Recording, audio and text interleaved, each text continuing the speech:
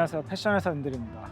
요즘 제가 이야기하고 싶은 주제들이 몇 개 있어서 그거를 요 시계랑 좀 엮어서 얘기를 하고 싶어서 컨텐츠를 준비했습니다. 요즘 남자 패션 쪽에서 트렌드 중에 트렌드라고 하면 바로 하나를 꼽을 수 있는 게 네모난 시계를 들 수 있을 것 같아요. 카시오 탱크가 나오면서 특히 젊은 20대 남자들 사이에서 네모 시계 착용이 좀 많이 늘고 있고 SNS에서도 많이 보여지고 있는 것 같아요. 트렌드가 오는 이유는 저는 사실 옷이 조금 더 90년대로 가고 있고 캐주얼 쪽으로 가고 있다 보니까 그런 현상들이 있는 것 같아요. 롤렉스가 워낙 인기가 많았다 보니까 좀 동그란 시계, 오발형 시계에 대한 뭔가 지겨움을 사람들이 느꼈던 것 같기도 하고 여러 가지 이유가 있는 것 같습니다. 그래서 네모난 시계 2개를 샀습니다. 이거에 대한 얘기를 해보고 싶어요. 두 가지 꼭지를 담아서 좀 이야기를 해보고 싶습니다. 일단은 제가 이 네모난 시계를 산 거는 공감을 사야겠다라는 생각을 하게 됐습니다. 지금까지는 제가 좋아하는 옷들을 입긴 했는데 확실히 사람들이 모두 다 공감할 수 있고 딱 보면 이쁘다라는 생각을 할 수 있는 그런 것들을 샀을 때 사람들의 뭔가 호응도 좋아지고 사람들과 더 많이 소통할 수 있는 그런 걸 많이 느꼈어요. 그래서 제가 선택한 거는 이 까르띠에의 프리머스트 탱크 시계였습니다. 근데 이거를 아마 다루는 거는 유튜브에서 제가 처음인 것 같아요. 패션 유튜브에서 처음이고, 이거 같은 경우는 아까 말했듯이 프리머스트 탱크라고 해서 요즘 유행하고 있는 머스트 탱크의 전에 나왔던 머스트 탱크의 전신이 되는 제품입니다. 가격이 비싸고 이런 건 아니지만 희소성이 굉장히 높은 모델이에요. 탱크 루이와 프리머스트 탱크 중간 과도기에 있었던 모델이고, 이 제품의 특징은 까보숑이 굉장히 뾰족하게 나왔는데 탱크 솔로 모델 이후로는 찾아보기 힘든 형태의 까보숑입니다. 탱크 루이와 탱크 노말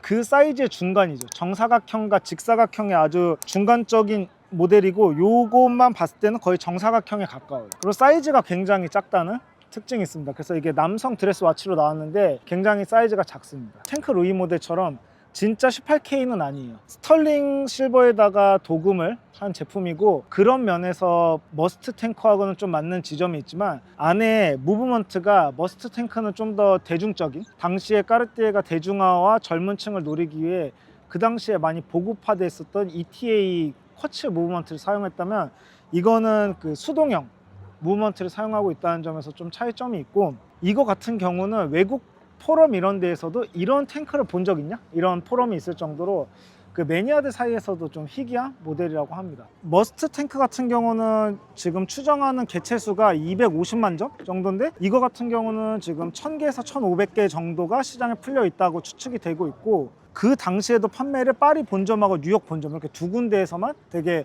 소량으로 VIP들 그리고 단골드 상대로만 했던 모델이라고 합니다. 이거를 사게 된 이유는 제가 이제 네모난 시계에 대한 니즈가 언제나 계속 있었고, 어떤 거를 살까 고민을 하던 찰나에 카메커피 사장님하고 만나서 얘기를 하는데 카메커피 사장님이 추천을 해줬어요. 마침 이런 게 이제 물건이 있는 분을 연결을 해줘가지고 제가 그냥 고민 없이 사게 됐습니다. 이거는 사실 사고 나서 공부를 시작했어요. 그냥 봤을 때 네모난 시계를 사고 싶었고 까르띠에를 사고 싶었는데 마침 이게 있다고 해서 구매를 하게 되었는데, 좀 이런 지점을 저는 지향하고 싶다는 생각을 했어요. 공감은 사고 사람들이 다 알지만 그 와중에서 나만의 무언가를 보여줄 수 있는, 이거 병이라면 병이지만 좀 희귀한 걸 찾고 나만의 특별한 걸 찾는 그런 거를 보여주는 모델이라고 생각을 했습니다. 그래서 저 같은 경우는 손목이 굉장히 얇아요. 그래서 이 모델을 샀고, 그 다음에 산 게 바로 지금 제가 차고 있는 산토스 디몽 모델입니다. 이거 같은 경우는 뭐 현행으로 나오는 거고 지금도 매장 가면 사실 수 있는 겁니다. 그리고 이것도 쿼츠로 샀고, 저는 이제 오토매틱이냐 이런 거보다는 좀 주얼리 형식으로 시계를 구하고 있었기 때문에 구매를 했고, 그냥 진짜 예뻐서 샀고, 이게 골드의 블랙이다 보니까 블루의 실버 이걸 샀습니다. 그래서 요거 디몬 같은 경우는 이제 이런 파란 셔츠나 하얀색 옷을 입을 때 주로 입고, 이 프리머스트 탱크 같은 경우는 블랙 그리고 베이지 그리고 레드 이런 옷을 입을 때 착용을 하고 있습니다. 두 번째로 제가 말씀드리고 싶은 거는, 그렇다면 그냥 네모난 시계만 되지 왜 까르띠에냐 라는 얘기를 해야 될 것 같아요. 사실 뭐 제 유튜브 초창기부터 보신 분들은 알겠지만 제가 이런 대다수의 사람들이 좋아하는 소위 말하는 명품이라는 브랜드와는 거리가 굉장히 멀었고 오히려 대척점에 서 있었던 사람이기도 한데, 네모난 시계들이 많지만 왜 이런 명품 소위 말하는 유명한 브랜드의 제품을 샀느냐, 그건 이제 아까 말했듯이 어떤 공감, 그리고 어떤 그런 텍스트, 그리고 이 까르띠에라는 브랜드가 갖고 있는 기호를 소비하기 위해서 샀다고 저는 생각합니다. 까르띠에라는 단어가 갖고 있는 그 파워와 인지도를 갖기 위해서 까르띠에가 만들어왔던 그런 이미지들 있잖아요. 꾸준하게 브랜딩 해왔고 자신들의 브랜드와 맞는 셀럽들과 어떤 이미지 작업을 하거나 영화 속에서 노출되고 이런 것들을 꾸준히 쌓아왔던, 그렇기 때문에 많은 사람들이 까르띠에 하면 모두 공통되게 통용되는 어떤 맥락이 있다고 생각해요.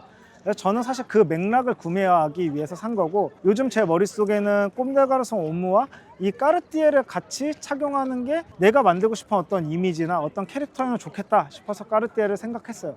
그런데 요즘 유튜브를 보면 되게 명품 브랜드 원가에 대한 컨텐츠들이 되게 많아요. 특히 경제 관련된 그런 소스를 주로 다루는 채널에서 특히 디올 가방이죠. 디올 가방의 원가 이런 거 얘기하면서 뭐 원가율이 5%다 뭐 이런 얘기들을 많이 하는데, 사실 제조 원가는 명품에 있어서 그렇게 중요하지 않다고 생각해요. 제조 원가에 잡히지 않는 그 브랜드가 지금까지 했었던 마케팅비, 그리고 헤리티지, 그리고 그런 것들을 유지하기에, 또는 매장, 인테리어 이런 것들을 유지하게 드는 돈들, 그리고 그런 걸 유지하기에 뽑는 인력비, 이런 것들이 다 그 제조 원가에는 들어가 있지가 않거든요. 사실 우리가 샤넬을 좋아하는 거는 결국 샤넬이 매년 하는 그 화려한 패션쇼의 영향도 있다고 생각하거든요. 그 패션쇼에 오는 세계적인 셀럽들, 그리고 그들이 만들어내는 이미지, 그리고 패션쇼 자체에서 만들어내는 이미지, 그리고 그 쇼를 만들기 위해서는 도대체 얼마나 많은 비용이 들고 얼마나 많은 고급 인력들이 투자가 됐겠어요. 그리고 샤넬이니까 일하는 사람들도 분명 있겠죠. 샤넬이기 때문에